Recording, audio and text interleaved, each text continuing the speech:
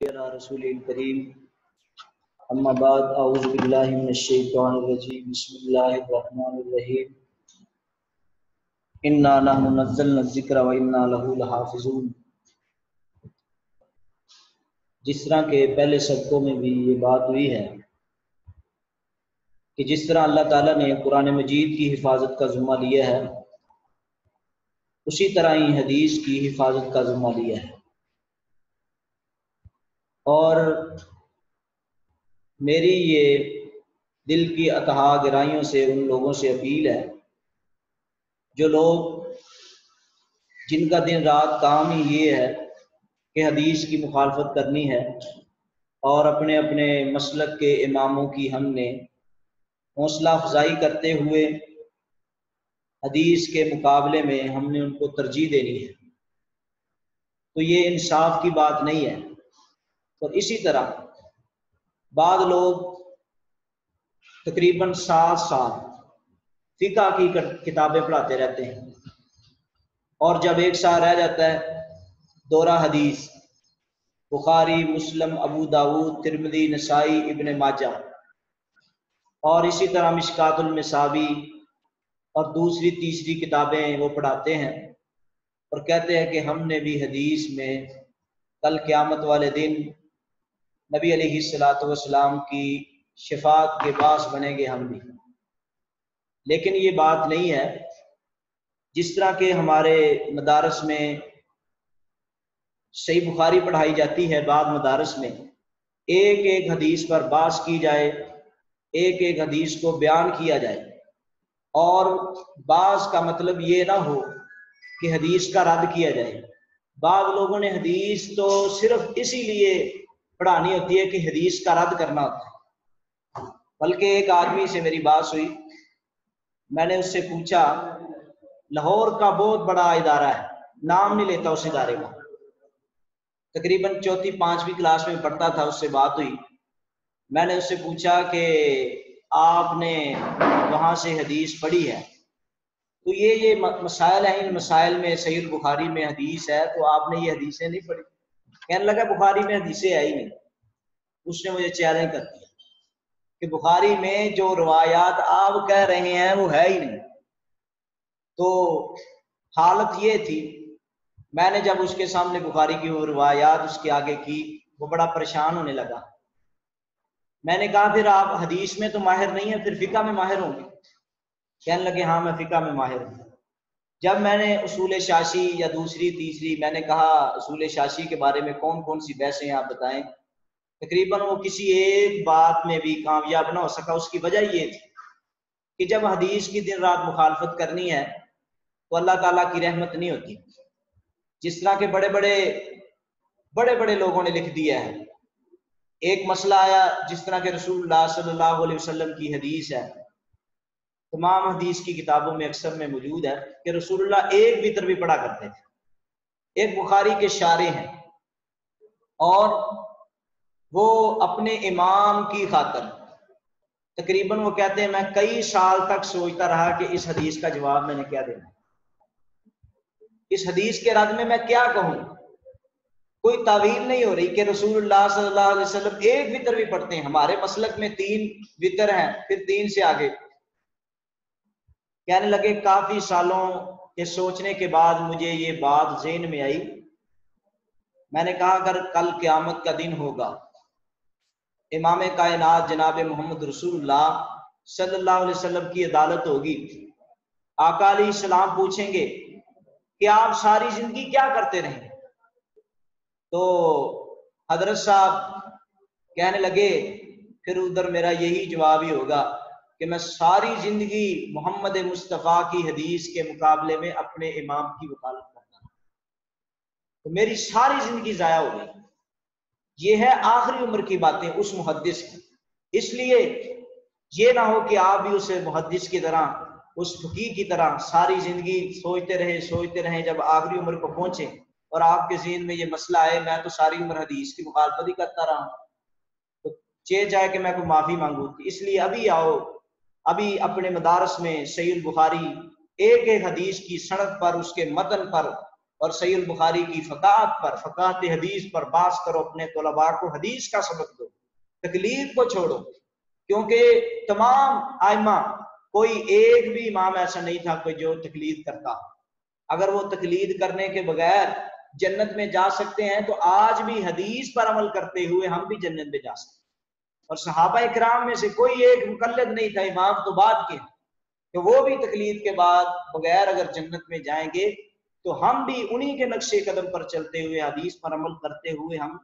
جنت میں بالکل جا سکتے ہیں۔ اور جس طرح کہ میں نے پہلے یہ بات کی ہے کہ بعض لوگ امام بخاری رحمۃ اللہ علیہ کی فقاہت پر بحث کرتے ہیں اور کہتے ہیں کہ امام بخاری رحمۃ اللہ علیہ بالکل وہ متعصبانہ ذہن رکھتے ہیں، یہ عبارتیں لکھی ہوئی ہیں انہوں نے، اور ان کے پاس نعوذ باللہ من ذالک وہ بدعتی کافر قسم کے لوگ ہیں۔ اور ہم نے کہا چلو ٹھیک ہے، آپ باقی ائمہ کو مانتے ہیں، ہم امام ترمذی کو مانتے ہیں، نسائی کو مانتے ہیں، فلاں کو مانتے ہیں، فلاں کو مانتے ہیں۔ ہم نے کہا ٹھیک ہے، ہم ان سے پوچھتے ہیں کہ امام بخاری کا کیا مقام ہے۔ آج کا سبق انشاءاللہ العزیز امام بخاری اپنے اصلوں کی نظر میں، جو کہ تمام کے تمام فقیہ، محدث اور جرح تعدیل کے امام تھے، جن میں امام ابو حاتم رازی رحمۃ اللہ علیہ وہ فرماتے ہیں کہ میں نے ارض خراسان میں امام بخاری رحمۃ اللہ علیہ سے زیادہ حافظے والا، آپ سے زیادہ جرح تعدیل میں ماہر میں نے پورے خراسان میں امام بخاری کے علاوہ کسی کو نہیں دیکھا۔ اور وہ کہتے ہیں مجھے لگتا ہے کہ نہ اللہ نے ایسی شخصیت پیدا کی ہے تو نہ قیامت تک آئے گی۔ اور یہ بات علامہ ذہبی رحمہ اللہ نے سیر اعلام النبلاء کی 12ویں جلد صفحہ 431 میں کی ہے۔ اور ابو زرع رادی سے ابن الیہ کے بارے میں پوچھا گیا تو انہوں نے جواب دیا کہ مجھ سے پوچھتے ہو، حالانکہ امام بخاری رحمۃ اللہ علیہ نے ترکہ ابو عبداللہ یعنی البخاری، اس کو تو امام بخاری رحمۃ اللہ علیہ نے چھوڑ دیا، وہ اس سے حدیث لیتے ہی نہیں ہے کیونکہ یہ ضعیف راوی ہے۔ تو ابو زرع رادی کا امام بخاری کی طرف اشارہ کرنا اس بات کی دلیل ہے کہ امام بخاری جرح تعدیل میں ان کے بھی امام تھے۔ اور دوسری بات انہوں نے یہ نوٹ دیا ہے کہ قد رأیت العلماء، کہتے میں نے دیکھا ہے علماء کو، بالحرمین والحجاز والشام والعراق فما رأیت فیہم اجمع من محمد ابن اسماعیل البخاری، کہتے میں نے حرمین کے، حجاز کے، شام کے، عراق کے تمام علماء کو دیکھا ہے، لیکن جو فقاہت، جو امامت، جو علم میں نے امام بخاری کے پاس پایا ہے وہ میں نے کسی کے پاس نہیں پایا۔ اور یہ دونوں باتیں جو ہیں تاریخ بغداد کی 2 جلد صفحہ 23 سے لے کر صفحہ 28 تک، اور تہذیب الکمال کی 16ویں جلد صفحہ 101 اور سیر اعلام النبلاء کی 12ویں جلد صفحہ 432 میں۔ اور ابو العباس فضل بن عباس، یہ بھی بہت بڑے محدث ہیں، ان سے سوال کیا کسی نے کہ امام بخاری رحمۃ اللہ علیہ بڑے عالم اور محدث ہیں کہ ابو زرع رازی بڑے امام اور محدث ہیں؟ تو جب انہوں نے یہ سوال کیا تو لوگوں نے کہا، ابو العباس کہنے لگے کہ حافظے میں بھی اور جرح تعدیل میں بھی امام بخاری بہت بڑے محدث ہیں۔ ابو زرع رازی سے میں نے بڑے سوال کیے، امام بخاری رحمۃ اللہ علیہ کے پاس ایک دن میں گیا اور میری یہ کوشش کاوش تھی کہ میں امام بخاری کے سامنے آج ایسی حدیث بیان کرنے لگا ہوں، میں فلاں علاقے سے لے کر آیا، امام بخاری کو اس کا پتہ نہیں ہوگا، اس کا امام بخاری کو پتہ نہیں ہوگا۔ لیکن جب میں نے امام بخاری رحمۃ اللہ علیہ سے سوال کیا اشارتاً کی اس روایت کا پتہ ہے، تو امام بخاری نے وہ روایت باسند صحیح اور متن کے ساتھ مجھے سنائی، اور میں نے بڑی روایات اکٹھی کی اس لیے کہ یہ امام بخاری کو ان روایات کا پتہ نہ ہوگا، لیکن امام بخاری رحمۃ اللہ علیہ میں اشارہ کرتا، سند بھی سناتے اور متن بھی سناتے۔ اور اسی طرح ابو العباس فرماتے ہیں کہ ابو زرع رازی کے بارے میں سوال کیا گیا کہ امام بخاری اور ان کا فرق کیا ہے۔ ابو زرع رازی کے پاس میں نے اپنے سر کے بالوں جتنی حدیثیں بیان کی ہیں، اور جب میں ان سے سوال کرتا وہ کہتے ہیں مجھے پتہ ہی نہیں۔ تو اس لیے امام بخاری اور ابو زرع رازی کا زمین آسمان کا فرق ہے، حالانکہ ابو زرع رازی بھی بہت بڑے امام ہیں۔ یہ بات تاریخ بغداد کی 2 جلد صفحہ 32 اور تہذیب الکمال کی 16ویں جلد صفحہ 101، اور اس طرح مقدمہ فتح الباری صفحہ 678 میں، اور سیر اعلام النبلاء کی 12ویں جلد صفحہ 434 میں ہے۔ اور اسی طرح ابو سہل محمود بن نضر، یہ بہت بڑے فقیہ ہیں، بہت زیادہ فقاہت رکھنے والے ہیں، وہ کہتے ہیں دخلت البصرۃ والشام والحجاز والکوفہ رأیت علماء، میں بصرہ میں بھی گیا، شام میں بھی گیا، اور اس طرح کوفہ میں بھی گیا، میں نے بڑے بڑے علماء کرام دیکھے ہیں، لیکن جرا ذکر محمد فضلوہ علی انفسہم، جب بھی ان تمام محدثین کے پاس امام بخاری کا ذکر جاری ہوا تو تمام کے تمام نے یک زبان ہو کے امام بخاری کو اپنے آپ پر فضیلت دی، ان کو اعلیٰ سمجھا ہے۔ تو یہ بات تاریخ بغداد کی 19ویں جلد صفحہ 484 میں ہے۔ اور اسی طرح ابو عمر احمد بن نصر الخفاف وہ بیان کرتے ہیں کہ امام احمد بن حنبل اور اسحاق بن راہویہ سے 20 گنا امام بخاری زیادہ علم رکھتے، 20 گنا۔ اگر ان کے بارے میں کسی نے کوئی بات کہی تو اس پر میری 1000 بار لعنت ہو۔ امام بخاری پر اعتراض کرنے والوں کے بارے میں محدث فرما رہے ہیں اگر کسی نے امام صاحب پر اعتراض کیا تو ان پر ایک لعنت بھی 1000 بار لعنت ہو۔ یہ بات بھی تاریخ بغداد کی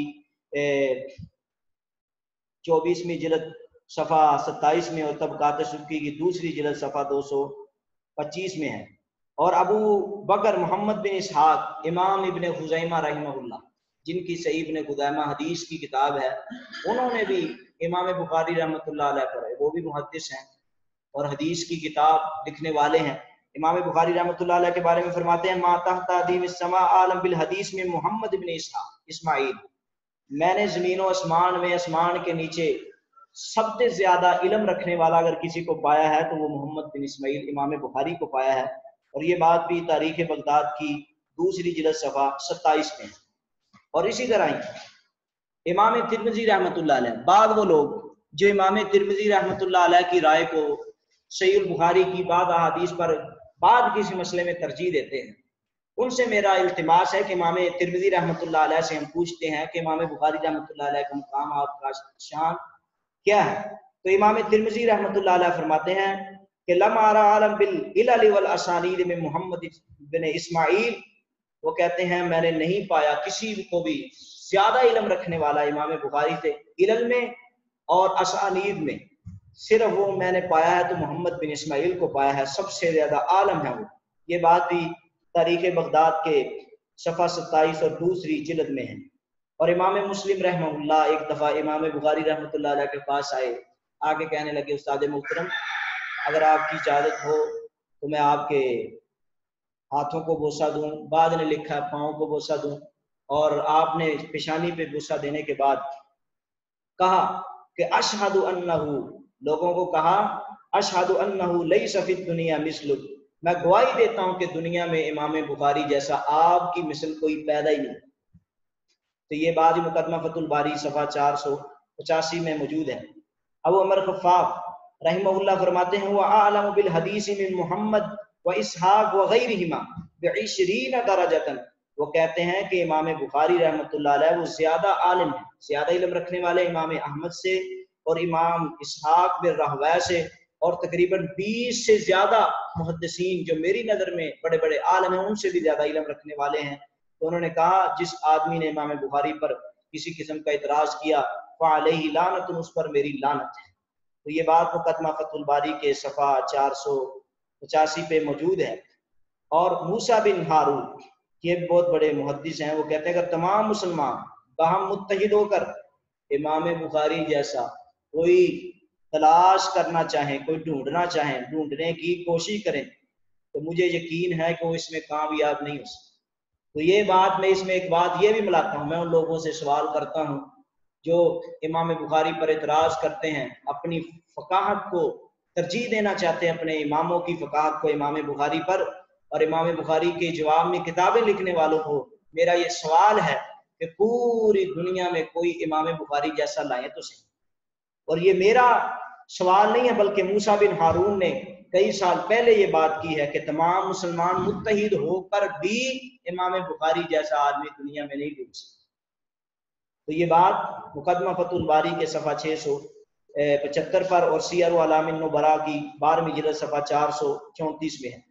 اور حافظ ابن حجر اسقلانی رحمہ اللہ आइमा मुहद्दिसीन के अक़वाल लिखते लिखते लिखते लिखते थक करके ये बात कहते हैं अपनी फतहुल बारी में सफ़ा 487 में कि अगर मैं तमाम उलमा के, इमाम बुखारी की सकाहत पर, आपकी फ़काहत पर, आपकी सीयर पर, आपके अखलाक पर, अगर तमाम उलमा, जितनी भी दुनिया के उलमा हैं, तमाम के पास उनकी आराए, उनकी इमाम बुखारी के बारे में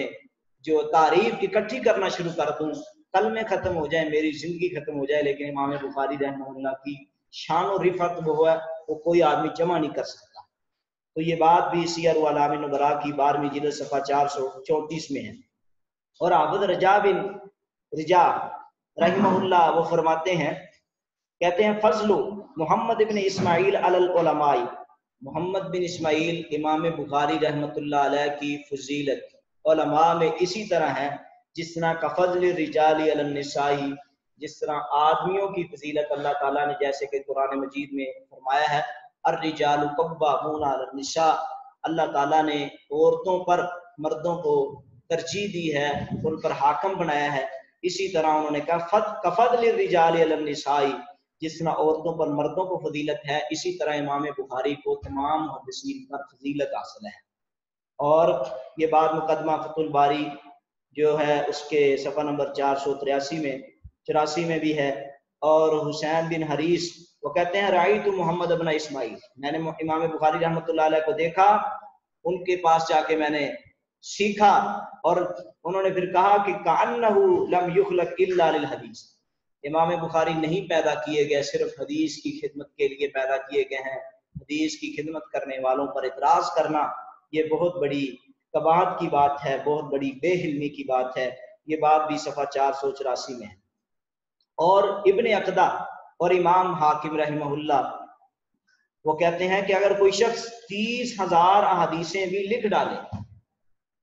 और फिर भी इमाम बुखारी की सही नहीं, अत-तारीख़ुल कबीर का भी वो क्या ना, यानी कि अब तारीख़ुल कबीर से भी बेनियाद नहीं रह सकता, उसका मुकाबला नहीं कर सकता, तारीख़ बगदाद की दूसरी जिल्द सफ़ा 87 में। और इसी तरह इमाम दारक़ुतनी रहमहुल्लाह फरमाते हैं, वो तड़प कर कहते हैं कि अगर इमाम बुखारी रहमहुल्लाह ना होते, इमाम बुखारी ना होते तो इमाम बुखारी ना होते तो इमाम मुस्लिम जैसे और इमाम तिरमिज़ी जैसे आदमी पैदा ना होते। तो ये बात उन्होंने सीयर व अलाम नुबला की 12वीं जिल्द में की है। और इसी तरह बहुत बड़े मुहद्दिस और हाफ़िज़ इब्न हजर अस्क़लानी रहमहुल्लाह ने उनके कौल को जमा किया है। इमाम बुखारी की सीरत व अखलाक के बारे में बाद लोग कहते हैं कि काफिर है, नऊज़ बिल्लाह। चंद बातें करके मैं अगली बात को करता हूँ कि अगर इमाम बुखारी काफिर हैं तो हाफ़िज़ इब्न हजर अस्क़लानी रहमहुल्लाह फरमाते हैं इमाम बुखारी रहमतुल्लाह अलैह रमज़ानुल मुबारक में शहरी के वक़्त तीसरी रात को कुरान मजीद मुकम्मल किया करते थे, और रात के पहले हिस्से के बाद भी लोगों को नमाज तरावी पढ़ाने के दौरान पूरे रमज़ान मुबारक में कुरान मजीद एक पूरे रमज़ान में एक दफ़ा मुकम्मल करते तरावियों में, और 3 दिन बाद कुरान मजीद इमाम बुखारी रहमहुल्लाह जो है उसको मुकम्मल करते। वो लोग इमाम बुखारी पर कुफर का फतवा, जिन्होंने कई दिन ना हदीस का मुंह देखना होता है ना कुरान का मुंह देखना होता है, वो इमाम बुखारी को कभी बिदती कहते हैं, कभी कुछ कहते हैं, कभी मुतासिब कहते हैं। ये बात मुकदमा फतहुल बारी सफ़ा 673 में है। और इसी तरह इमाम बुखारी रहमतुल्लाह अलैह हदीस से मोहब्बत करने वाले हैं, बहुत ज़्यादा मोहब्बत करने वाले हैं। बकर बिन मुनय्यर कहते हैं कि इमाम बुखारी एक रात नमाज पढ़ रहे थे और इसी तरह खुशू के साथ नमाज पढ़ने वाले हैं। वो कहने लगे आपके बदन में 17 बार डंग मारा किसी बिच्छू ने। तो इमाम बुखारी रहमतुल्लाह अलैह जरा भी हरकत न की, नमाज से फारग होने के बाद कहने लगे देखो कि मेरे जिस्म में कोई चीज मुझे डंग मार रही है। देखा तो एक बिच्छू ने तकरीबन 17 बार डंग मारे। ये बात भी सीयर व अलाम नुबला की 12वीं जिल्द सफ़ा 442 में है। और इसी तरह इमाम बुखारी रहमहुल्लाह के बारे में सलीम बिन मुजाहिद फरमाते हैं कि मैंने आपसे बड़ा कोई फ़कीह, आपसे बड़ा तकवे वाला, आपसे बड़ा ज़ुहद वाला मैंने दुनिया कायनात में नहीं देखा। ये बात भी सीयर व अलाम नुबला की 12वीं जिल्द सफ़ा 439 में है। और मोहम्मद बिन अबी हातिम फरमाते हैं कि एक दिन इमाम बुखारी अबू मसर से कह रहे थे कि मुझे माफ़ कर देना, इस बिना पर کہ میں نے ایک دن آپ کو حدیث بیان کرتے ہوئے حدیث سے خوش ہو کر ہاتھ کو ہلایا، اور میرے نزدیک یہ بھی کہ کہیں کدھر حدیث کی توہین نہ ہو جائے، اس پر مجھے مسکراہٹ آ گئی۔ تو انہوں نے سیر اعلام النبلاء میں امام ذہبی رحمۃ اللہ علیہ نے اس بات کو صفحہ 444 میں ذکر کیا ہے۔ اور ایک اعتراض تھا میرے سبق میں، میرے ایک بھائی نے اعتراض کیا کہ اگر آپ کے نزدیک امام بخاری رحمہ اللہ یا کسی کی جرح اور تعدیل اس وقت قبول ہوتی ہے کہ جب بڑے محدثین جرح یا تعدیل کریں، تو جب آپ کے نزدیک فقہا کی نہ جرح قبول ہے نہ تعدیل قبول ہے، تو آپ نے فقہا کے اقوال کو بیان کیا ہے۔ حالانکہ اس کے کئی ایک جواب ہیں، اس لیے کیا تھا کہ آپ تو ان کی تقلید کرتے ہیں، آپ تو اپنے مانتے بڑوں کی ہیں، تو کہنے لگے نہیں، ہمارے فقہا کے بیان کرنے کا مقصد یہی تھا، اور ان کو تکلیف اس لیے ہوئی ہے، بعض لوگوں کو ہمارے بڑوں کا نام لیا ہے اور ہمارے بڑوں نے اتنی فضیلت امام بخاری کی بیان کی ہے، اور شاید ہو سکتا ہے کہ یہ درس سن کے کوئی بخاری پڑھنی شروع کر دے اور مسلک دوسرے مسالک سے چھوڑ کر قرآن و حدیث کے مسلک کو قبول کرے۔ میں نے کہا ٹھیک ہے، اس کا بھی جواب دیں گے۔ اس کا جواب چند ایک محدثین جنہوں نے صحیح بخاری کے متعلق، ایک ہے امام بخاری کی ذات، ایک ہے امام بخاری کی کتاب صحیح بخاری کے متعلق جو باتیں کی ہیں، اور سب سے بڑی بات ابو جعفر اکیلی کہتے ہیں کہ امام بخاری رحمہ اللہ نے جب اپنی کتاب صحیح بخاری لکھ لی، اس وقت اپنی کتاب صحیح البخاری کو امام احمد بن حنبل اور یحییٰ بن معین اور علی بن مدینی اور دیگر علماء کرام کے پاس پیش کی، اور امام احمد بن حنبل ان سے پوچھو کہ چاروں، بعض لوگ کہتے ہیں چار امام برحق ہیں، جو بات کہیں ٹھیک ہے، تو امام احمد بن حنبل کے پاس بھی صحیح بخاری پیش کی گئی ہے، اور اس طرح بڑے محدثین۔ اور ابو جعفر اکیلی فرماتے ہیں کہ ان تمام اماموں نے، امام احمد بن حنبل نے، یحییٰ بن معین نے، اور اسی طرح دوسرے علی بن مدینی نے، اور باقی جتنے بھی امام جن پر امام بخاری نے اپنی صحیح بخاری لکھ کے پیش کی، انہوں نے اس کے صحیح ہونے کی شہادت دی ہے، اور بلکہ بعض لوگوں نے 4 حدیث کے متعلق ضعف کا حکم لگایا، 4 حدیث کے متعلق ضعف کا حکم لگایا، اور امام بخاری جب انہوں نے بھی اس میں تحقیق کی تو وہ بھی صحیح تھی۔ اور کیلی کا بیان ہے، وہ فرماتے ہیں امام بخاری کی بات ہی صحیح ہے کہ ان کی کتاب کا نام الجامع الصحیح المسند المختصر من امور رسول اللہ، اسی طرح ان کی کتاب کا نام ہی اسی طرح ہی ہم نے ان کی کتاب کو پایا ہے۔ تو یہ بات مقدمہ فتح الباری کے صفحہ 9 پر ہے۔ اور اسی طرح محدث ہیں امام حاکم کی بہت زیادہ روایات وہ لوگ ان کی کتاب سے امام بخاری رحمۃ اللہ علیہ کے رد میں پیش کرتے ہیں۔ ہم نے کہا امام حاکم کی باتوں کو مانتے ہو، وہ بھی محدث ہیں، محدث کی بات امام حاکم فرماتے ہیں اللہ تعالیٰ بخاری پر رحم فرمائے، انہوں نے اپنی کتاب کو تالیف کر کے اس میں اصول اور جمع کیے ہیں، اور لوگوں کی رہنمائی کے لیے اس میں حدیثیں بیان کی ہیں، اور جس قدر بھی مؤلفین آئے ہیں، تمام کے تمام مؤلفین، تمام کے تمام محدثین جتنے بھی دنیا میں آئے ہیں، انہوں نے اگر مواد لیا ہے امام مسلم سے لے کے امام ترمذی تک، اور بعد میں آنے والوں نے تمام نے صحیح بخاری سے مواد لیا ہے۔ اور یہ بات بھی مقدمہ فتح الباری میں حافظ ابن حجر عسقلانی نے رحمہ اللہ نے صفحہ 688 میں کی ہے، اور ابو نصر وائلی فرماتے ہیں کہ تمام علماء فقہا اس بات پر متفق ہیں، اگر کوئی شخص یہ قسم اٹھائے کہ بخاری کی وہ تمام مرفوع روایات جو رسول اللہ صلی اللہ علیہ وسلم سے بیان کی گئی ہیں وہ صحیح ہیں، اگر ایسا نہ ہو تو میری بیوی کو طلاق ہو جائے۔ وہ کہتے ہیں کوئی بھی قسم کھائے کسی کی بیوی کو کوئی طلاق نہیں ہوگی، کیونکہ صحیح بخاری کی تمام روایات درست ہیں، صحیح ہیں۔ تو اس لیے ان لوگوں کو میں یہ بات کہنا چاہتا ہوں جو امام بخاری کی فقاہت و ثقات پر اعتراض کرتے ہیں، کتاب پر اعتراض کرتے ہیں، یہ محدثین کی بات ہو رہی ہے۔ علوم الحدیث لابن صلاح انہوں نے اپنی کتاب میں صفحہ 39 میں اس بات کو نقل کیا ہے، اور شاہ ولی اللہ محدث دہلوی سے بعد بڑے بڑے لوگ وہ متاثر ہیں، وہ کہتے ہیں ہم ان کی بات کو بڑا مانتے ہیں، امام صاحب کی بات کو۔ انہوں نے امام بخاری اور مسلم کے متعلق فرمایا کہ محدثین کا ان کی کتابوں میں جو مرفوع حدیثیں ہیں، موقوف حدیثیں ہیں، تمام کی تمام جتنی بھی انہوں نے صحیح سند کے ساتھ نقل کی ہیں، وہ تواتر کے ساتھ یا غیر تواتر کے ساتھ رسول اللہ صلی اللہ علیہ وسلم سے ثابت اور متوارث ہے۔ اور اس کے بارے میں ایک بہت بڑا خواب ہے جو کہ امت کے لیے جو ख्वाब होते हैं वो भी कुछ ना कुछ असर रखते हैं। अबू जैद मरवजी साहब कहते हैं कि मैं हजरे अस्वद और मकाम इब्राहिम के दरमियान सोया हुआ था। इस दौरान मैंने ख्वाब में रसूलुल्लाह सल्लल्लाहु अलैहि वसल्लम को देखा। आपने मुझे फरमाया, अबू जैद तू कब तक शाफी की किताब को पढ़ता रहेगा, मेरी किताब को पढ़ा कर। तो मैंने पूछा, या रसूलुल्लाह सल्लल्लाहु अलैहि वसल्लम आपकी किताब कौन सी है? तो रसूलुल्लाह सल्लल्लाहु अलैहि वसल्लम ने फरमाया, सही बुखारी मेरी किताब, सही बुखारी मेरी किताब है। इसलिए ये ख्वाब में रसूलुल्लाह सल्लल्लाहु अलैहि वसल्लम ने इस बात की तहकीक की है,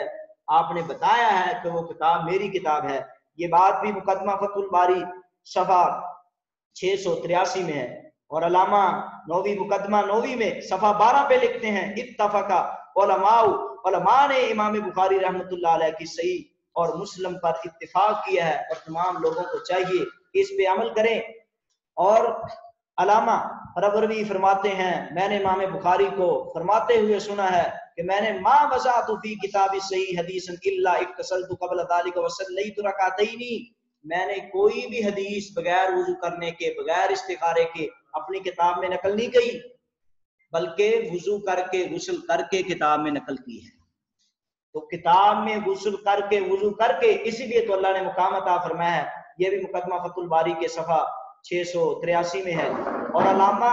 इस्माइली वो फरमाते हैं, मैंने इमाम बुखारी की किताब को देखा और इसको इसके नाम के मुताबिक ही पाया है। और अबू अब्दुर्रहमान नसाई रहमहुल्लाह, आखिरी बात, अबू अब्दुर्रहमान नसाई रहमहुल्लाह, बाद लोग अपने मसाइल में इमाम नसाई रहमहुल्लाह के अबवाब को इमाम बुखारी रहमतुल्लाह अलैह के अबवाब पर, हदीस पर तरजीह देने की कोशिश करते हैं और गलत तरजीह देने की कोशिश करते हैं। आओ अब हम इमाम नसाई से पूछते हैं, इमाम बुखारी की किताब की क्या बात है। इमाम बुखारी रहमतुल्लाह अलैह की किताब के बारे में फरमाते हैं, अल जामे सही से ज्यादा मोतबर उम्दा किताब दुनिया में कोई और मिलती नहीं है। तो ये बात भी मुकदमा फतहुल बारी के सफा 2 पर। और मोहम्मद बिन हातिम फरमाते हैं, मैंने ख्वाब में बुखारी को देखा कि नबी सल्लल्लाहु अलैहि वसल्लम के नक्शे कदम के पीछे जा रहे हैं। बिल्कुल मैंने इसकी अवाम से, मुहद्दिसीन से इसकी ताबीर करवाई तो उन्होंने कहा, जो इमाम बुखारी की किताब है वो बिल्कुल ऐन मुताबिक नबी सल्लल्लाहु अलैहि वसल्लम के नक्शे मुताबिक, उनकी हदीस के मुताबिक ही उसको लिखा गया है। इसलिए अल्लाह ताला हमें अपना हर काम रसूलुल्लाह सल्लल्लाहु अलैहि वसल्लम की सुन्नत के मुताबिक करना चाहिए। और जो लोग इमाम बुखारी की सकात और फकात पर इतराज करते हैं, मैंने कह दिया है, अगरचा कोई हनफी हो, अहनाफ ने भी इमाम बुखारी रहमतुल्लाह अलैह की सकात और फकात को बड़े उलमा ने, जय्यद उलमा ने कबूल किया है, उनको पढ़े। अगर कोई बरेलवी मकतब फिक्र से तल्लक रखता है, उनके मदारस में बुखारी पढ़ाई जाती है, लेकिन बाद मुतासबीन वो इतराज करते हैं, वो भी देखें अपने बड़ों को। और जो कहते हैं हम इनको नहीं मानते, हम मुहद्दिसीन की जरा तदीर को मानते हैं, उनको भी चाहिए कि मुहद्दिसीन की नजर में इमाम बुखारी की सकात भी हो गई है और इमाम बुखारी की जो किताब वो इनके मुताबिक सही सनद के साथ रसूलुल्लाह सल्लल्लाहु अलैहि वसल्लम से साबित और मुतवारिस है। अल्लाह ताला हमें तमाम को सही बुखारी की हर हदीस पर अमल करने की तौफीक अता फरमाए। हमेशा अल्लाह ताला मुझे भी और ये जितने भी मेरे भाई बैठे हैं जो कि बुखारी का सबक ऑनलाइन सुन रहे हैं, कोई सामने बैठे हुए हैं, अल्लाह ताला तमाम को इमाम बुखारी जैसी फ़क़ाहत, इमाम बुखारी जैसा इल्म अता फरमाए और अल्लाह ताला हमारी हिफाजत फरमाए, हासदीन के हसद से हमें अल्लाह महफूज फरमाए।